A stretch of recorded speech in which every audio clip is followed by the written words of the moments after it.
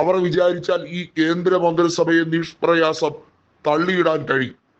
അതുകൊണ്ടാണ് മോദിക്ക് ഇപ്പോഴും അവരെ കുറിച്ച് ഓർക്കുമ്പോൾ ഭയം തോന്നുന്നത്. കാരണം അവര് രാഷ്ട്രീയത്തിൽ ഇനി ഒന്നും നേടിയെടുക്കാൻ കഴിഞ്ഞില്ലെങ്കിൽ പോലും അവരെ പിണക്കിയാൽ, അവരെ വലിയ തോതിൽ ചവിട്ടി താഴ്ത്തിയാൽ അവർ എല്ലാവരെയും കൊണ്ടേ പോവുകയുള്ളൂ. സ്മൃതി ഇറാനി അങ്ങനെ ഒരു വ്യക്തിയാണ്. കാരണം വിദേശത്തു നിന്നും എത്ര തോതിൽ ഫണ്ട് വന്നു എന്നുള്ളതിന്റെ ചില രഹസ്യ വിവരങ്ങൾ സ്മൃതി ഇറാനി പരസ്യപ്പെടുത്താൻ നോക്കിയതാണ്. പിന്നീട് ഒരു വിവരവും ലഭിച്ചില്ല. സ്മൃതി ഇറാനിക്ക് ചില കണക്കൂട്ടലുകൾ ഉണ്ടായിരുന്നു. റായ്ബറേലിയിൽ രാഹുൽ ഗാന്ധി മത്സരിക്കുകയും അമേത്തിയിൽ രാഹുൽ ഗാന്ധിയുടെ വലങ്കൈയായ കിഷോരിലാൽ മത്സരിക്കുന്നത് കൊണ്ട് തന്നെ കിഷോരിലാലിനെ തോൽപ്പിക്കാൻ കഴിയും എന്ന ആത്മവിശ്വാസമൊക്കെ ആയിരുന്നു സ്മൃതി ഇറാനിക്ക്.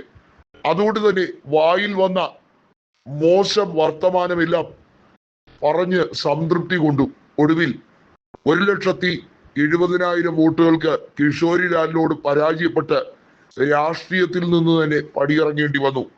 ഒന്ന് ആലോചിക്കണം, സ്മൃതി ഇറാനി ആദ്യമായി കേന്ദ്രമന്ത്രിയാകുമ്പോൾ അവർ ലോക്സഭാ അംഗമല്ല. മോദിയുടെ തണലിൽ നിന്നാണ് അവർക്ക് ആദ്യ സ്ഥാനം കിട്ടുന്നത്. അതും വിദ്യാഭ്യാസ വകുപ്പ്, അതായത് ഹ്യൂമൻ റിസോഴ്സ് വകുപ്പാണ് അവർക്ക് ആദ്യം കൊടുത്തത് എന്ന് ഓർക്കണം. അതിനുശേഷം പിന്നീടാണ് സ്മൃതി ഇറാനിക്ക് ആ വകുപ്പ് കൊണ്ട് കൃത്യമായും കാര്യങ്ങൾ അപഗ്രഥിക്കാനും പഠിക്കാനും കഴിവില്ല എന്ന് മനസ്സിലാക്കി അവരെ ടെക്സ്റ്റൈൽ വകുപ്പിലേക്ക് മാറ്റിയത്. എന്നാൽ പല നേതാക്കളും തുറന്നടിച്ചുകൊണ്ട്, അതായത് നമുക്കറിയാം രോഹിത് വേമുല എന്ന ഹൈദരാബാദ് വാർസിറ്റിയിലെ ഒരു റിസർച്ച് സ്റ്റുഡന്റ് അദ്ദേഹത്തിനെ ജാതിപരമായ ആക്ഷേപം നടത്തി സംഘപരിവാർ സംഘടനകൾ അദ്ദേഹത്തിനെ വലിയ തോതിൽ അറ്റാക്ക് ചെയ്തപ്പോൾ അവിടെ സെക്കന്ദരാബാദ് MP ആയിരുന്നത് ബംഗാരു ദത്താത്രേയാണ്. ഈ ബംഗാരു ദത്താത്രേയ അടക്കമുള്ള നേതാക്കൾ തുറന്നടിക്കുന്നു നരേന്ദ്രമോദിയുടെ യഥാർത്ഥ മുഖം എന്താണ് എന്നുള്ളത്.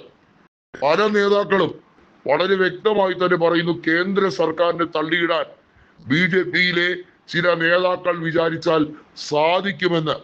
അമിത്ഷായുടെയും നരേന്ദ്രമോദിയുടെയും കള്ളക്കളി അവസാനിപ്പിക്കാൻ ചില നേതാക്കളെ തന്നെ കൃത്യമായി ഒപ്പം നിർത്താനാണ് രാഹുൽ ഗാന്ധിയുടെ ശ്രമം. അതിന് ചില പ്ലാനുകൾ രാഹുലിന്റെ മനസ്സിൽ ഉണ്ട്. മുള്ളിനെ മുള്ളുകൊണ്ട് തന്നെ എടുക്കുക.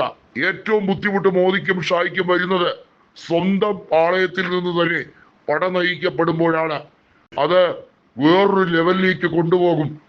ഇപ്പോഴത്തെ ഈ കേന്ദ്ര മന്ത്രിസ്ഥാനമൊന്നും അമിത്ഷായ്ക്ക് ശാശ്വതമായി നിലനിൽക്കില്ല എന്നും വീണ്ടും തിഹാർ ജയിലിലേക്ക് പോകുന്ന സാഹചര്യം ഒരുക്കാൻ രാഹുൽ ഗാന്ധി എന്ന വ്യക്തിക്ക് കഴിയുമെന്നും വ്യക്തമാക്കിക്കൊണ്ടാണ് AICC നേതൃത്വവും മല്ലികാർജുൻ ഖാർഗെയും ഒരു വെടി പൊട്ടിച്ചിരിക്കുന്നത്. അതായത് മോദിയെയും അമിത്ഷായെയും കൃത്യമായി നിയമക്കുരുക്കിൽപ്പെടുത്താൻ അവർ തന്നെ കൊണ്ടുവന്ന കുരുക്കുണ്ട്, അവർ തന്നെ കൊണ്ടുവന്ന ഭേദഗതിയുണ്ട്. അതിൽ പെടുത്താനുള്ള നിർണായക നീക്കങ്ങൾ രാഹുൽ ഗാന്ധി തന്നെ അവരുടെ MP-മാരെ ഉപയോഗിച്ച് അവരെ കൃത്യമായി യൂസ് ചെയ്തുകൊണ്ട് നീക്കാനാണ് ശ്രമം.